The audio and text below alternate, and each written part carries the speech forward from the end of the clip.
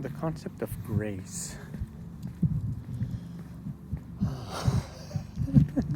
There's a house there with a pirate flag on it.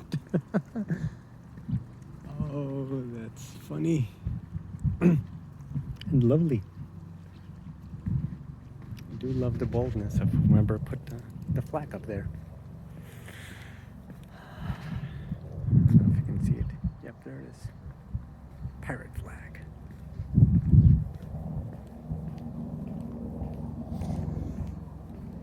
Grace. Grace is applied in usually two contexts. One of them is a gracefulness of movement, of motion, a gracefulness of being, as one would say of a dancer. The movements of a dancer or the movements of a person are graceful and proper, graceful, continuous, elegant. It has a connotation of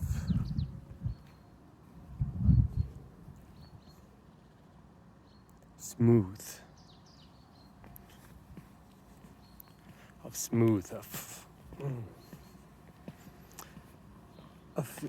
somewhat, sometimes of gentleness, of non-suddenness, of not being surprised and reacting to something without wanting to, but rather intentful with one's movements. Not even intentful. Grace it's just smoothness of motion. Like with a dancer, or like with a piece of music, it can be quite graceful. One can listen to something and feel, that is pleasing, and one feels like floated into different planes in a graceful manner. Graceful.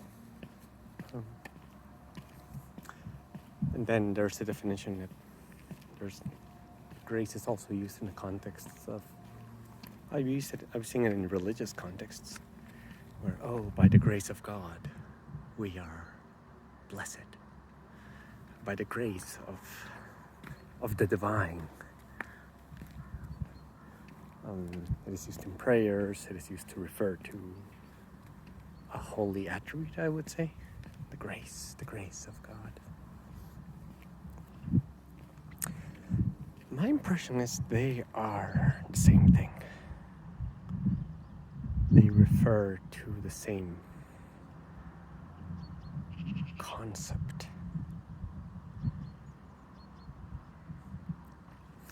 A concept that ties them together is that of somewhat of masterfulness. By masterfulness, I mean not as in a matter of power, but in a manner of saying, this movement that I'm doing, I own it completely. I know it, I flow in it, and I am not afraid in it. Its resulting elegance is because of its grace, because of how much the executor is familiar with it, is truly almost immersed with the actual expression. Like a graceful dancer is one who usually feels truly her movements. She's not imitating, or he is usually the expression is bursting from them. Grace. What I mean is they seem to be the same concept to me. Where gracefulness with dancers and music can be it's a more specific context because it is used only in the arts, and grace used in religious context is also pretty specific. It's actually, the one in religious context is actually quite vague. So the grace of God. What is the grace of God? Oh, it's the grace of God. The grace of God. It's the grace. It's the grace. It's like out there. It's an abstract concept. I feel they refer to the same thing, the smoothness of travel, of movement, of execution. The smoothness of execution. Huh. I found a nice garden here. And a house.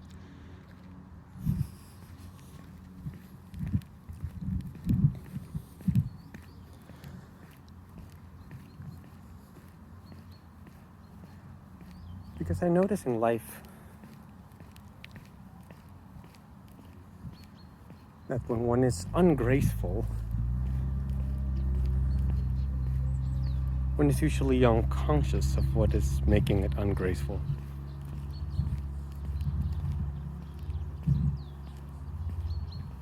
One doesn't mean to be ungraceful.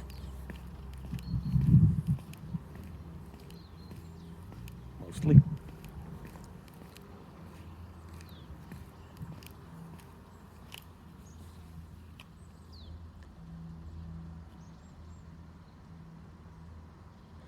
If I feel fully what is happening and act directly from that experience,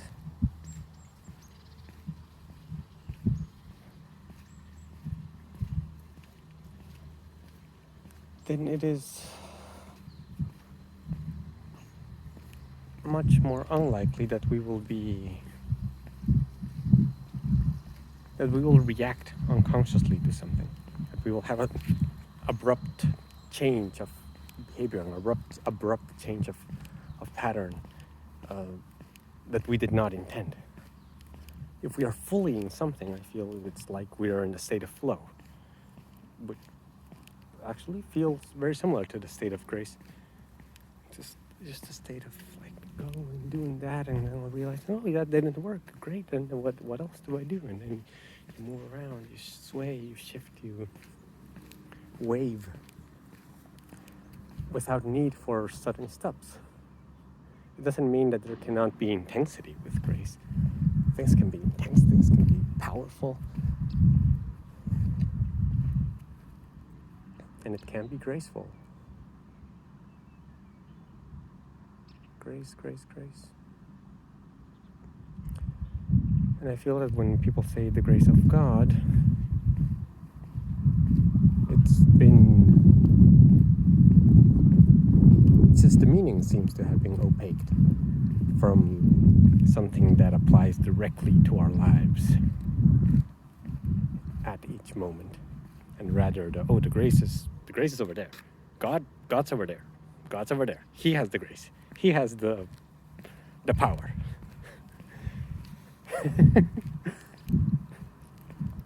And I feel that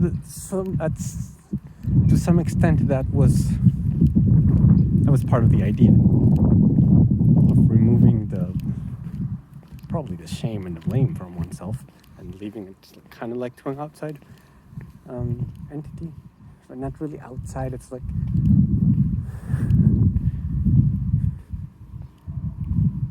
outside doesn't mean separate from ourselves.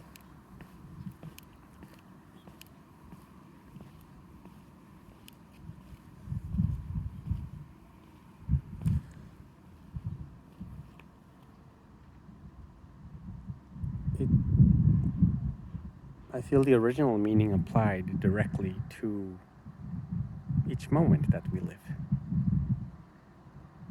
When we can live in a graceful manner or in a more reactive manner.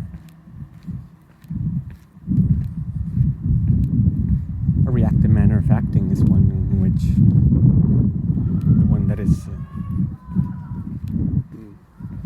that contains a lot of reactions, involuntary reactions. The issue with reactions is that means that if we are reacting to something unconsciously, then it is not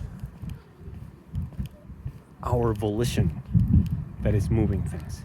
It is the outside world's volition. It's like our will is being pulled by something else. Like there's an outside force, and it's pulling us instead of us being in a place and moving from this place. And when I refer to unconscious reaction, I really refer to like that at the innermost level of us. I don't know the innermost, but at an inner level.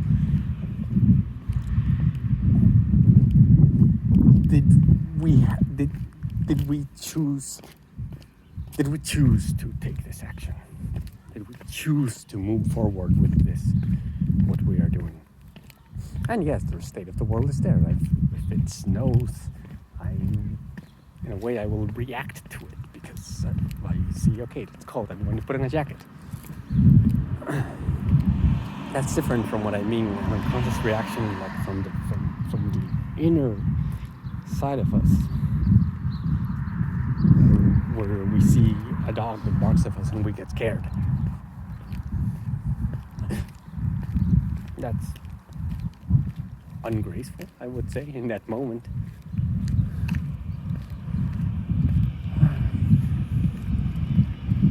Grace, grace, grace.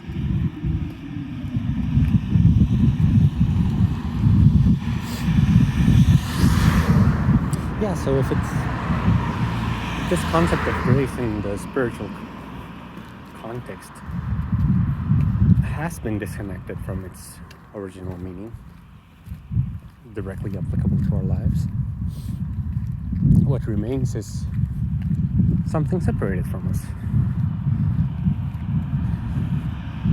Something that is, it's his, or hers. It's not mine, it's over there. Just do the right prayers and somehow you get the grace. I feel a disconnection between the concept I have of a society,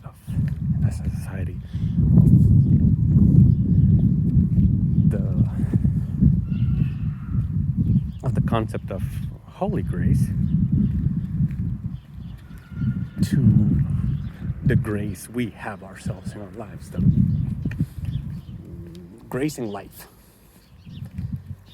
Gracing spiritual context is equivalent to gracing life, is my point. Whew.